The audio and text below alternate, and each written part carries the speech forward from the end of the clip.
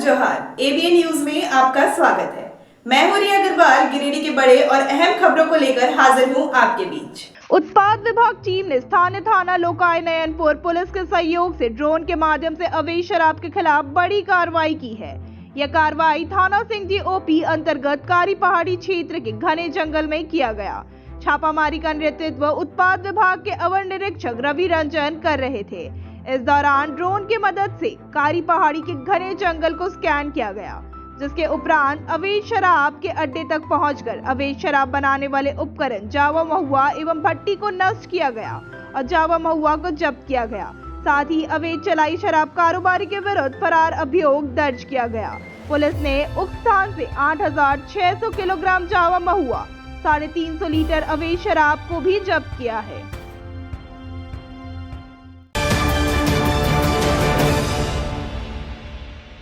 सदर अंचल अंतर्गत नदी की जमीन व देवभूमि की जमीन पर अतिक्रमण करने का मामला सोमवार को सामने आया है। इन दोनों शिकायत पर सदर अंचल अधिकारी मोहम्मद असलम स्थल पर पहुंचे और जांच किया, जिसके बाद चल रहे निर्माण कार्य पर रोक लगा दिया। साथ ही निर्माण कार्य करा रहे व्यक्ति को कागजात लेकर कार्यालय बुलाया गया है। पहला मामला बदडीहा से जुड़ा है। यहाँ एक जमीन पर भव्य भवन बनाने का काम चल रहा था, जिसका विरोध ग्रामीणों ने किया। यहाँ के मुखिया मनोज पासी और झारखंड मुक्ति मोर्चा के नेता तेजलाल मंडल ने सीओ से शिकायत की है। कहा है कि जिस स्थान पर बंकाबीर धर्मस्थल है उसका अतिक्रमण किया जा रहा है। बताया गया कि फर्जी कागजात के सहारे देवभूमि को कब्जा करने का प्रयास किया जा रहा है। देवभूमि और सरकारी भूमि पर कब्जा करने का आरोप जिन पर लगा है, उनके पुत्र शिवलाल तुरी ने कहा कि यह जमीन उनके पूर्वज के नाम पर बंदोबस्त है। उनके द्वारा किसी प्रकार का कब्जा नहीं किया जा रहा है। स्थानीय मुखिया उन्हें तंग कर रहे हैं। कहा कि सीओ के कहने पर काम रोक दिया गया। कहा कि वे इस मामले को लेकर कोर्ट भी गए हैं। सीओ ने बताया कि बडडीहा में एक मामला आया, जिसका काम बंद कराया गया है। आगे कागजात की जांच होगी। वहीं पिंडाताड़ में भी नदी का अतिक्रमण किया जा रहा था, उसे भी रोका गया है। कई सूत्रों से पता चला कि यहाँ और भी जगह अतिक्रमण कई लोगों के द्वारा किया जा रहा है। क्योंकि पूर्व में भी हमने कुछ कार्रवाई की है, इसलिए अपने अंचल अमीन को मैंने आदेश दिया है कि इस मौजा में जितने भी कम से कम अभी उसको जो अतिक्रमणधारी है, अतिक्रमण किया गया है, जो भी भूमि सरकारी भूमि, उसका प्रतिवेदन देंगे ताकि अतिक्रमण मुक्त करने की कार्रवाई की जा सके। गैर मंजूरा ज़मीन है जो फागू तुरी को बंदोबस्त हुआ था, लेकिन बंदोबस्ती उसकी टूट गई है।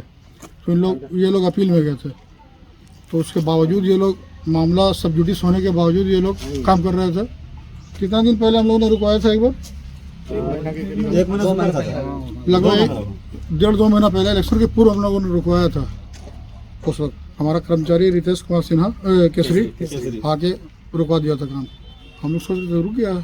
उसके बाद अचानक खबर मिली कि इतना बढ़ गया। ढलाई का प्रपोजल था, तो मैं स्वयं आया खुद से, बल्कि और लोगों से बुलवाया, इन लोगों ने सुना नहीं। यहाँ पर तो कहते हैं कि फागू तुरी कर रहे हैं, लेकिन फागू तुरी उपस्थित नहीं है। उनके 4 बच्चे हैं।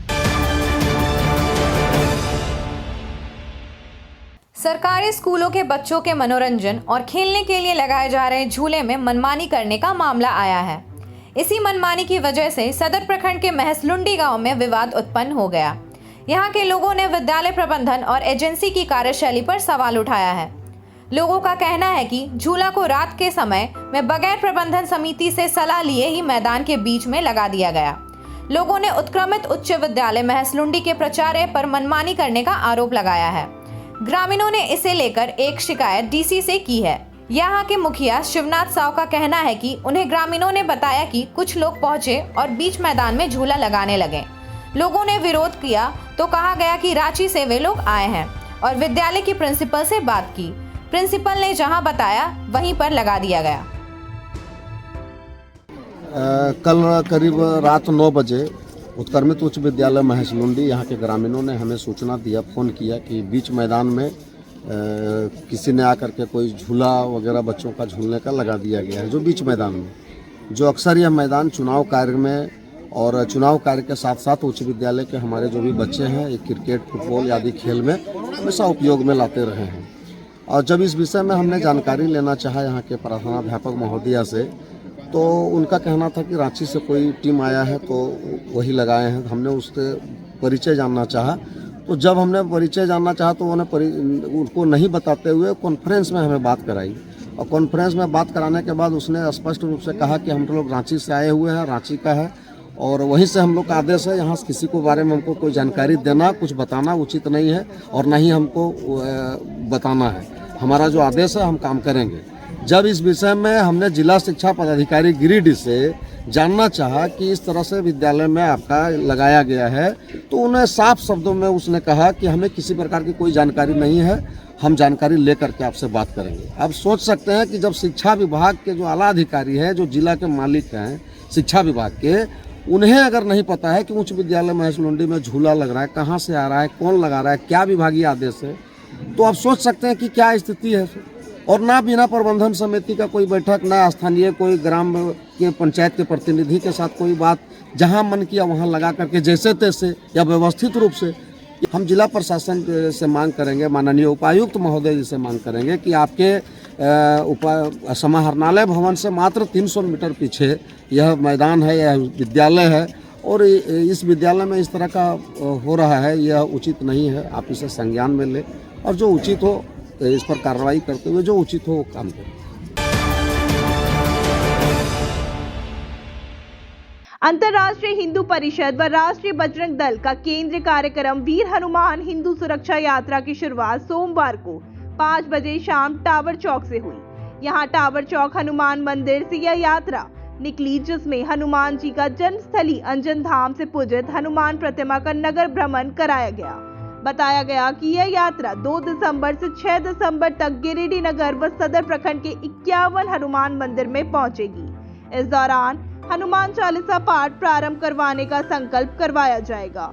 इस यात्रा में प्रांत उपाध्यक्ष नित्यानंद प्रसाद, जिला अध्यक्ष रितेश पांडे, जिला महामंत्री सीताराम हिंदू, जिला मंत्री डब्लू रवानी, नगर कार्य अध्यक्ष जगत कुमार, नगर अध्यक्ष श्याम राणा, महामंत्री रौनक मिश्रा, उपाध्यक्ष अमन कुमार, प्रखंड उपाध्यक्ष संतोष पांडे इत्यादि मौजूद रहे।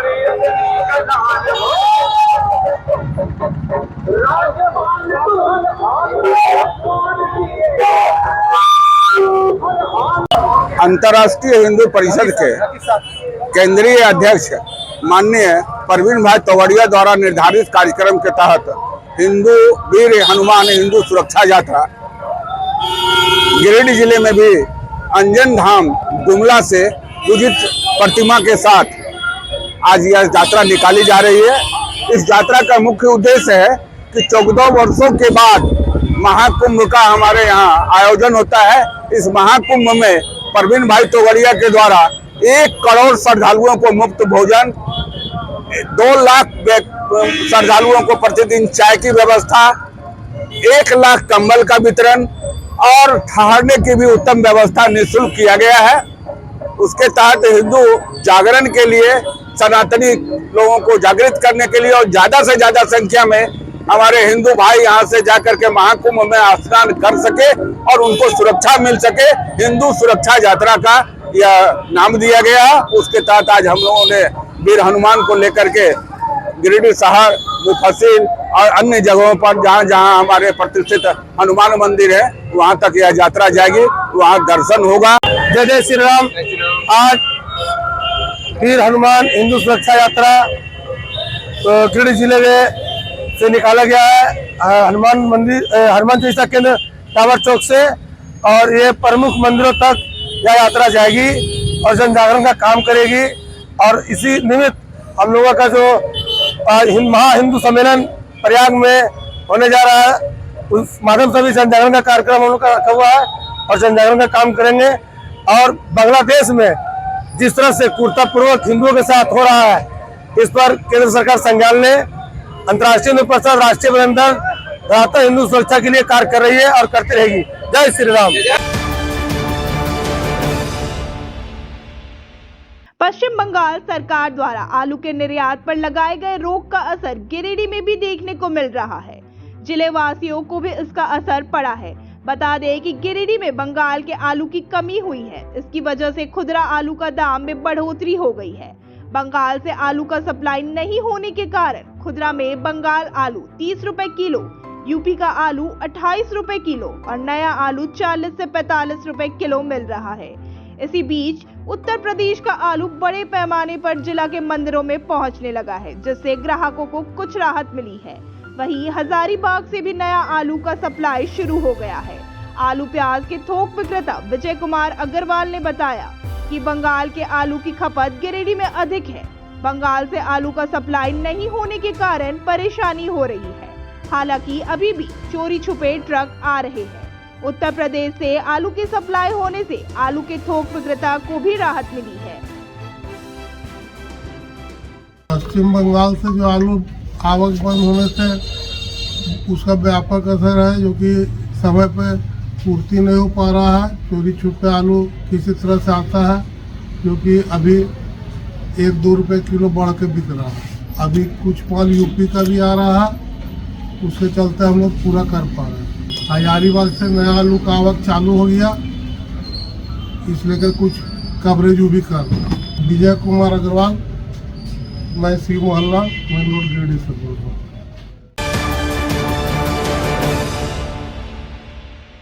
बिंडी प्रखंड के बरमसिया स्थित बैंक ऑफ इंडिया शाखा के कई खाता धारक बैंक मैनेजर के मनमानी रवैये से नाखुश दिख रहे हैं। सूत्रों से मिली जानकारी के अनुसार जब भी कोई खाता धारक बैंक आकर खाता अपडेट, खाता चालू, बैलेंस चेक या मोटी रकम की निकासी करना चाहता है तो उसे बेवजह परेशान किया जाता है। इसको लेकर तैतरिया सलेडी पंचायत के उप मुखिया मोहन वर्मा ने बताया कि इस बैंक में कभी खाता अपडेट नहीं किया जा रहा है। जब किसी खाता धारक का खाता बंद हो जाता है तो उसे महीनों बैंक का चक्कर लगाना पड़ता है, जिससे उसे काफी परेशानी का सामना करना पड़ता है। वहीं बैंक में बैलेंस होने के बाद भी खाता धारकों को रुपए नहीं दिया जाता है। इस मामले पर बैंक प्रबंधक वरुण चौधरी ने बताया कि बीते दिन विधानसभा चुनाव को लेकर बैंक के ग्राहकों को परेशानी हुई है, लेकिन अब सब काम सुचारू रूप से किया जा रहा है। आरोप बेबुनियादी है। चेक खाता बंद हो गया, 18 तारीख को दिया हूँ, चालू कराने के लिए चालू हुआ। 2018 में एंट्री कराया हूँ, मशीन खराब है, आपने मशीन खराब है। खाली वो चेक करके बैलेंस बताता है। 22 तारीख को दिया, लेकिन आज हमको पूरा हो गया। 1 महीना हुआ, उसके बाद चालू हुआ। अंसारी, मैं बरमसिया के चौक पर मैं हूँ। मेरे परेशानी हो रहा है, पैसा नहीं मिल रहा है और 1 महीना सुपर हो गया है, चवास किया और नहीं मिल रहा है। टाटा बंद हुआ था मेरा, बेटे बिंदिया बरमसिया। टाटा बंद होने के बाद चालू चाहिए, तब दिए थे चालू करने, तब वो बोले 20 दिन के बाद, 20 दिन के बाद गए तब फिर चालू नहीं हुआ। तब पर हम दिन पर मत लगाए, तब तो बोले कि बाबू 300 रुपये लगेगा। पैसा निकासी करने आए हुए हैं 10 बजे से। अभी बोला जा रहा है कि पैसा नहीं है, बैंक में पैसा खत्म है। दूसरी बात है, पासबुक एंट्री नहीं होता है कभी यहाँ। तीसरी बात है, किसी का खाता अगर बंद हो जाता है तो उसको 1 महीना चक्कर काटना पड़ता है। एक देखिए,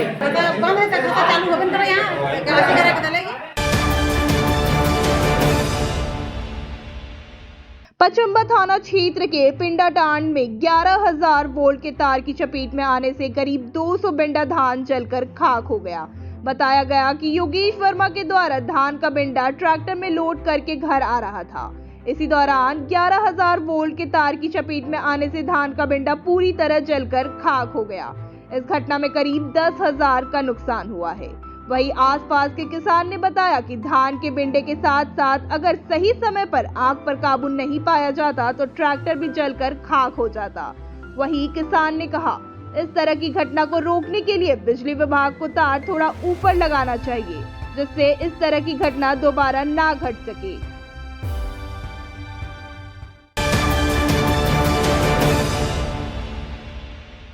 आज के अंक में बस इतना ही। कल फिर मिलेंगे अगले अंक में कुछ ताजा तरीन खबरों के साथ। एबीएन न्यूज की पूरी टीम को दीजिए इजाजत। धन्यवाद।